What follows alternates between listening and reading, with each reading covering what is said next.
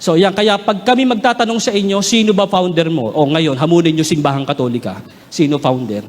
Wala pang Biblia, may simbahan na. Di po ba? Bakit? Isa po yan sa batayan ko eh. Noon, ang dami kong pong sinabang relihiyon. Lahat yan sola scriptura. Pag wala daw sa Biblia, walang kaligtasan. Pero merong isang talata sa Biblia na hindi nila kayang tutulan.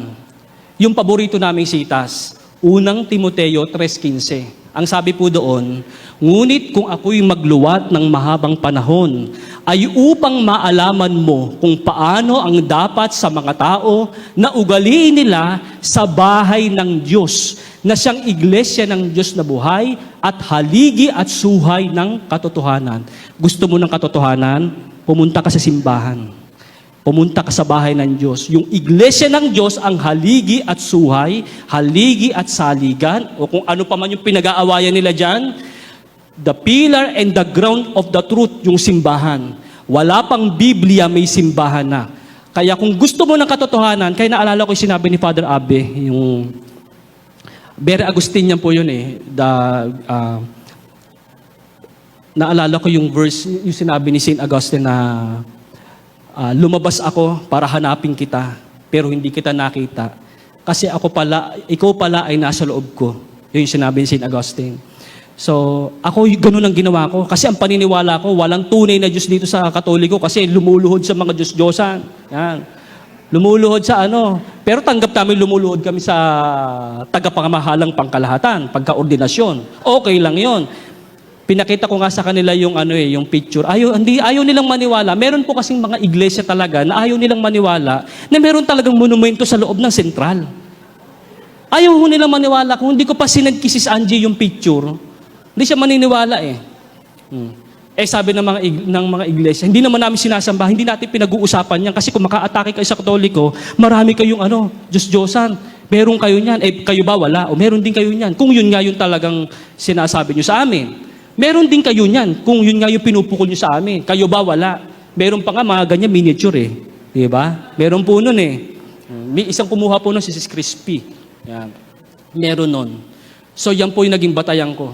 So, may mga bagay, sabi nga po sa 1 Thessalonica 2:15, kung hindi po nagkakamali, ang pagtuturo ng mga alagad ng Diyos, ng mga pare, ay hindi lamang sa nasusulat, kundi sa pananalita.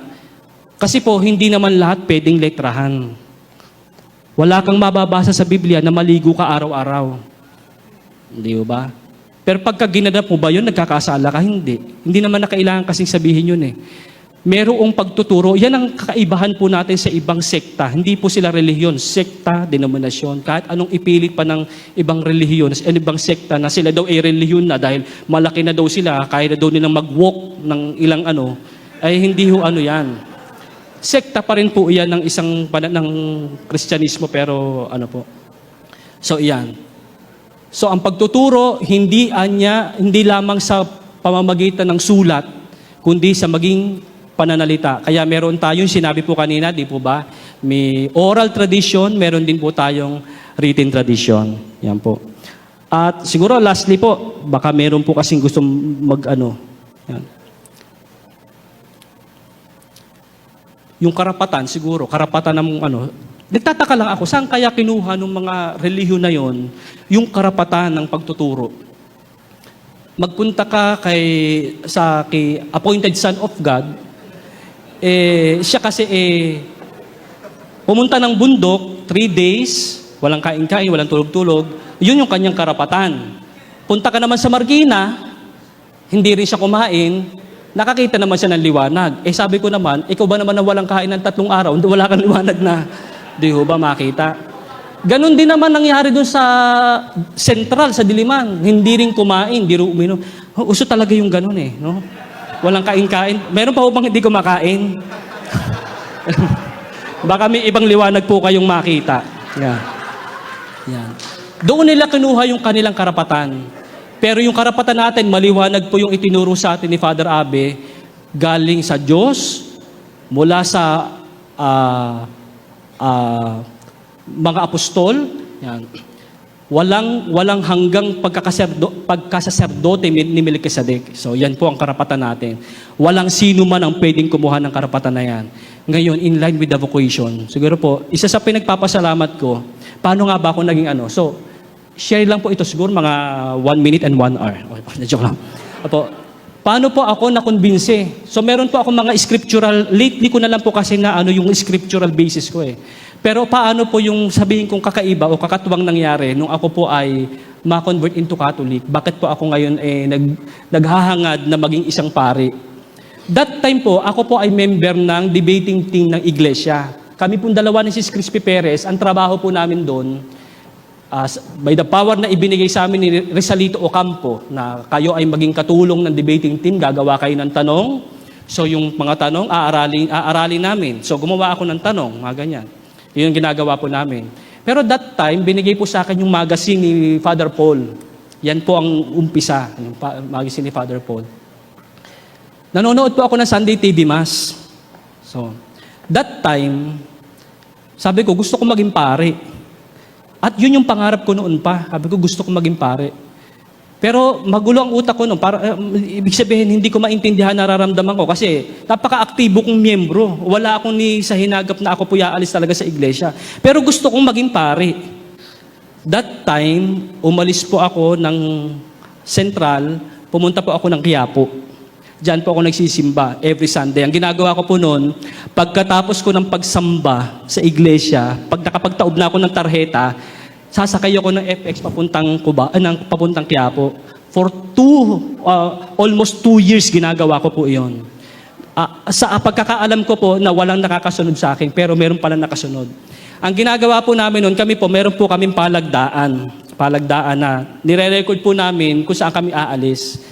Kaya yung mga sinasabi, mga dukutan issue, pag-aralan nyo mga kapatid. Nakalagay talaga doon.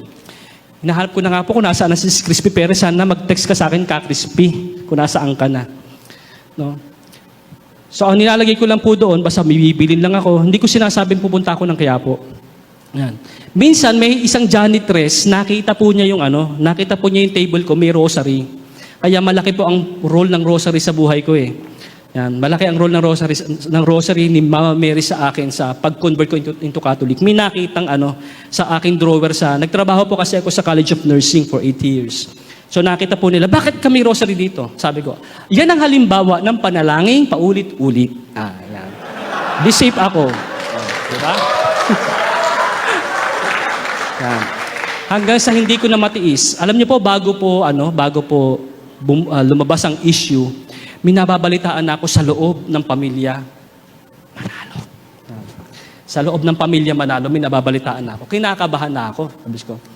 Pero ini-ignore ko lang siya. Pero nasa puso ko na ho talaga na ako ay aalis, gusto kong magpare. So November 2011, yun po ang simula ng aking conversion story.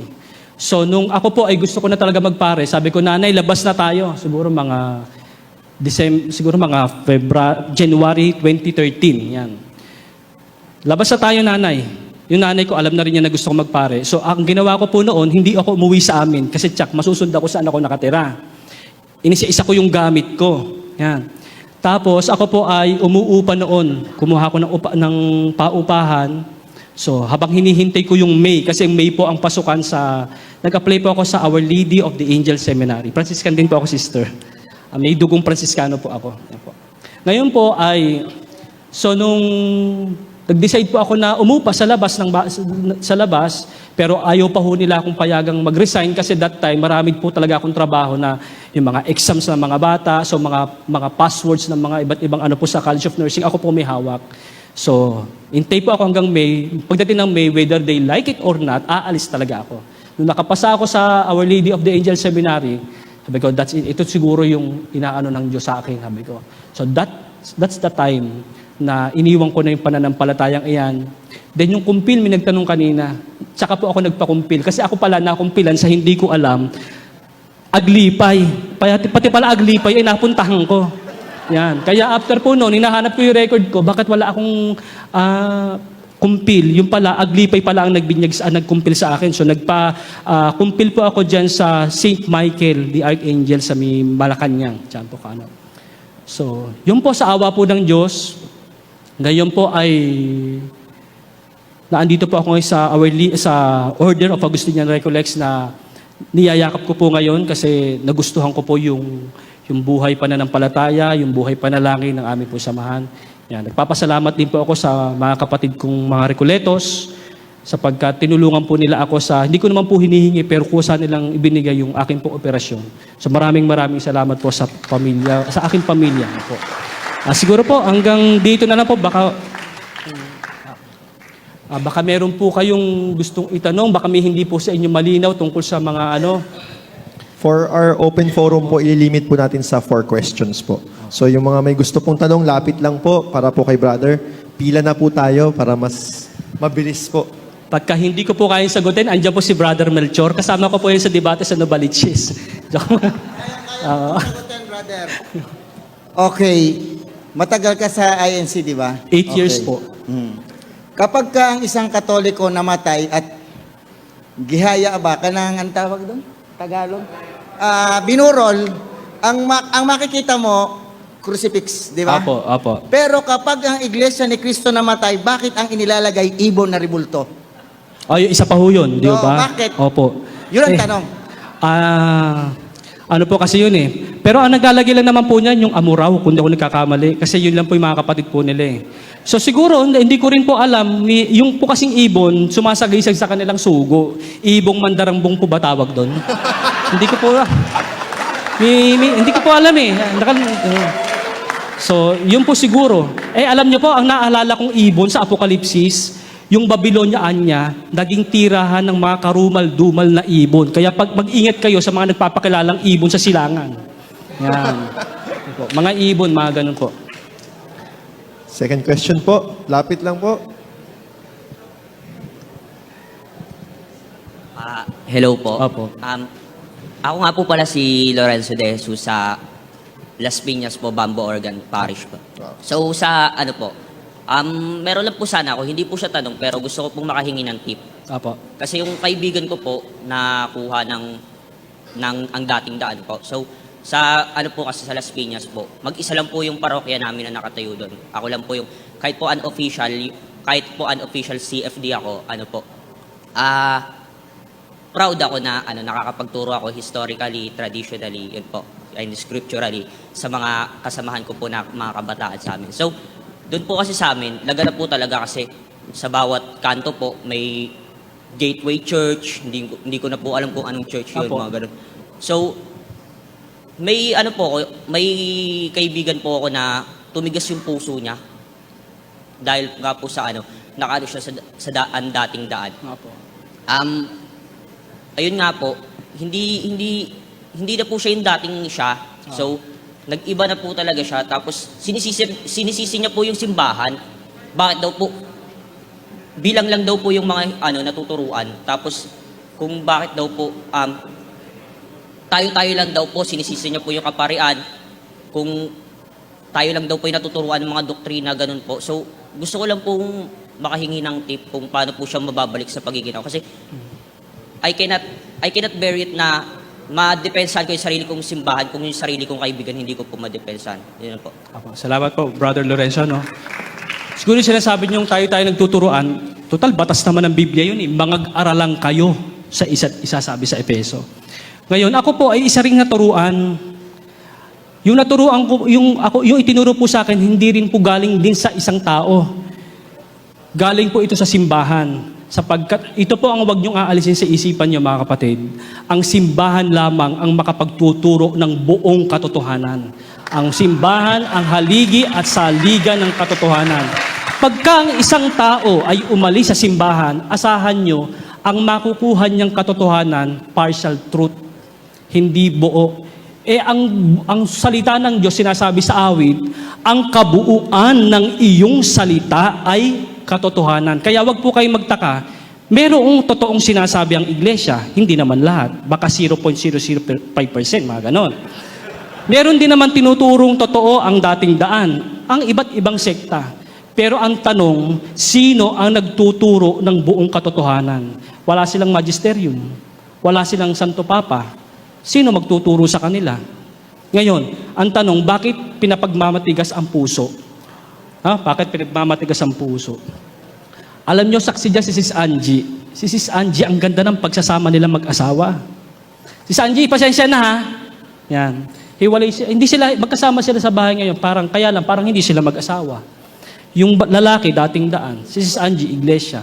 Kaya naging panata ko sa buhay ko, pag ako naging pare, walang mag-asawang maghihiwalay ng dahil sa relihiyon. Yan ang pangako ko sa Panginoon. Yung pinuntahan namin ni Brother Melchor, muntik na rin maghiwalay yon. Yung kaibigan namin si Brother Mike, yung kanyang asawa, yung babae, dating daan, si Brother Mike ayaw umalis sa pagiging Katoliko. After ng mga pag-uusap namin, pumupunta pa po sila sa seminaryo noon. Pumupunta pa po sila sa seminaryo noon para magtanong ng pananampalataya. Awa po ng Diyos, bago po ako maging pre-novice ng Agustinian Recollect, bininyagan po yung anak niya, isa po ako sa mga ninong. Yan. So siguro, brother, ang maano ko po doon, kasi wala to tayong magagawa pagkapuso talaga eh. Pagkapuso ang pinag-usapan, kailangan talaga natin ilalapit sa Diyos yan. Wala tayong magagawa dyan. So, siguro by means ng example ng buhay natin kapatid, pakilala mo sa mga CFD natin. So, kung gusto nila, doktrina, si Brother Melchor nasa likod mo, kausapin mo. Yan. So, yun. Saka, ang dating daan kasi, brother, akala nila, pag sila, yung mga miyembro nila, pag nagsalita, akala nila, alam na nila yung buong katotohanan. Ano ang banal na halik? Anong banal na halik? Ganun sila magtanong eh. Tanongin mo miyembro, alam ba niya yung banal na halik? Saan niya nakatira ang Diyos bago lalangin ng langit at lupa? Kahit yung mga miyembro ngayon, hindi alam eh. Ewan ko si Josie kung alam niya na yung turo doon sa ano. Mahilig sila magpakita na akala nila ang galing-galing nila. Ganon. Pero walang alam yung brother, ginagarantiyahan ko sa'yo. Ganon. Impress lang sila kay Mr. Soriano. Pero kung meron sila ma-impress, mas impress pa nga ako sa teacher niya eh. Meron siyang teacher si Rodolfo de la Cruz, nakaharap ko din yan sa Bulacan. Yan ang ayaw harapin ni Mr. Soriano. Yan ang defense minister ng Haligit Suhay na nagturo kay Mr. Soriano, hindi niya hinarap. Yan. Kaya yung iba na i-impress dahil doon. So puso, wala tayong magagawa doon, panalangin ng tagakapatid. Yan. Third question po. Second to the last question. Tapos last question po natin si Kuya na nauna po kasi siyang mag-face Brother hand kanina. Arfi, Magandang hapon po. nabasa mo ba yung Know the Truth? Is it true? I read in the Facebook only na nagsimula daw ang conversion mo doon. Sa Know the Opo. Truth magazine. Apo. Thank you very much. Apo. May dala ako dyan, 70 pages. Ayun po. Kasi kami nagsimula noon eh. Hindi Apo. ako nagyayabang. When si Tesado is here, it was his books, no? That was used, si Father Paul para imbadan. Apo. Ako at saka si Wency. Wency, can you stand up, please? Wency, you know, this guy is fantastic. Grabe ang armory niyan. Apo. And Wendell can attest to that, you know, he has those books. Maraming salamat. Apo. Ang Diyos po talaga pagka kumilos talagang kahit paanong kasangkapan yan, kahit paano, ako na-impress din ako sa pagdadamit ng mga pare. So, marami. Ang Diyos ay kaya niyang gawin ang lahat para sa ikababalik ng kanyang mga anak na naligaw. So, yun po. Sige, last question po tayo. Good afternoon po. Apo, good afternoon po. Tanong ko lang, kasi since may kamag-anak din ako iglesia, dahil ang pisang ko ikalihim, tanong ko lang, ang yaman-yaman ng iglesia, bakit ang mga iglesia nakikilibing pa sa sementeryo ng Katoliko?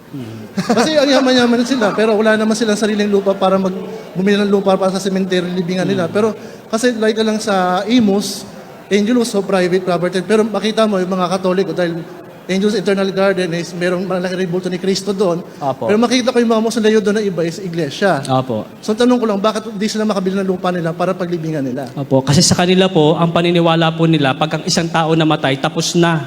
So kahit padaling ka sa simbahan ng so wala na silang pakialam po doon. Yun. Yun nga lang po isang kasi meron po tayong, sabi nga, kung pag-uusapan po natin yung medyo parang, delikadesa, po. So kung maka-atake sa Katoliko, no? Sabi nga ni Atty. Llasos, kung maka-atake sa Santo Papa, parang ang laki ng puhunan ng yung kanilang ginawa sa Santo Papa, no? So atake sila na atake sa ganun. So kasi paniniwala po nila wala nang kwenta ang katawang laman pagka ito ay namatay na. Pero wag ka, asan kaya ngayon yung mga ni KRD Manalo?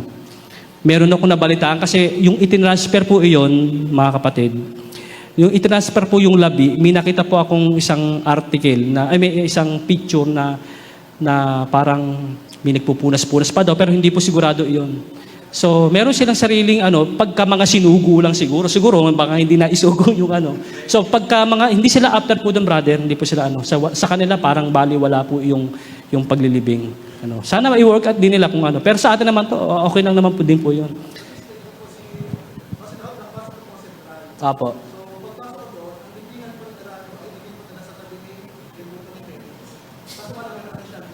Opo. Kung hindi po ako nagkakamali, doon po sa Eternal, sa Eternal Garden, meron po silang biniling lupa doon na para sa mga INC. Isa po sa nakalabing doon, si Lourdes Pernito. So, ganun po. Alam ko, bumili po sila ng kaunting lupa kaya pag nakakita po kayo ng mga lapida na walang krus, INC nakalagay, sila po iyon. Ganun. So, ganun po nila.